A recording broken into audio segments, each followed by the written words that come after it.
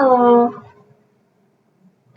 aku Natalia Krishna Hapstari, mahasiswa dari Prodi Teknik Informatika, Fakultas Ilmu Komputer. Pada kesempatan kali ini, aku pengen sharing atau cerita sedikit tentang manfaat yang aku dapetin dari kegiatan PSU yang sudah aku lakukan pada tanggal 16, 17, 18, dan 19 Juni 2025. Manfaat di sini aku pengen jelasin atau cerita baik dalam lingkup diriku sendiri, keluarga, masyarakat, bahkan hingga kegiatan perkuliahanku hingga semester 1 ini. Tanpa berlama-lama, mari kita lanjut. Nah, kali ini aku mau cerita atau sharing ke kalian nih. Cuma, aku nggak bakal sharing semuanya. Kenapa? Karena aku malas. Itu cuma bercandaan ya. Nggak boleh malas dan harus terus berusaha. Oke.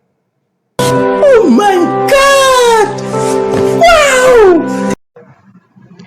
Oke, mari kita lanjut. Jadi, manfaat yang aku dapatkan dari kegiatan PSU itu, baik secara pribadi, keluarga, masyarakat, bahkan kegiatan perkuliahanku, yaitu aku menjadi pribadi yang lebih berani.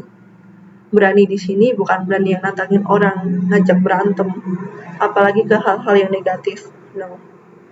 Tapi ke hal-hal yang lebih positif, seperti pengembangan diri, skill, organisasi, penambahan wawasan pengetahuan, bahkan mencoba hal-hal yang mungkin pernah aku takutkan, bahkan overthinking kan setiap hari. Seperti ketika aku berbicara di depan orang banyak, yang dulunya aku tidak berani untuk berbicara di depan banyak orang, namun karena kegiatan itu secara perlahan namun pasti, aku bisa melakukan hal itu yang dimana hal itu pernah aku takutkan dan aku merasa tidak bisa. Dan sejak itulah, aku membuat statement bahwa jangan mengatakan tidak sebelum mencoba. Jika kita tidak mencoba, kita tidak akan tahu apakah kita bisa atau tidak. Jadi seperti itu. Damn! Oke, selanjutnya manfaat yang aku dapat dari PSU itu terkait dengan kepemimpinan, disiplin, manajemen waktu, kemudian bagaimana aku melihat diriku baik secara kelebihan, kelemahan, dan potensi apa sih yang ada dalam diriku dan bagaimana cara aku mengembangkan potensi tersebut.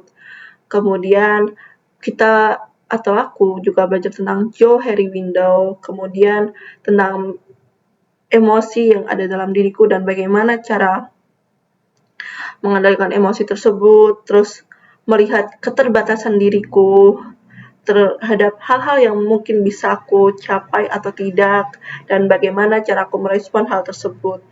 Dan banyak lagi hal yang aku dapatkan dari kegiatan tersebut.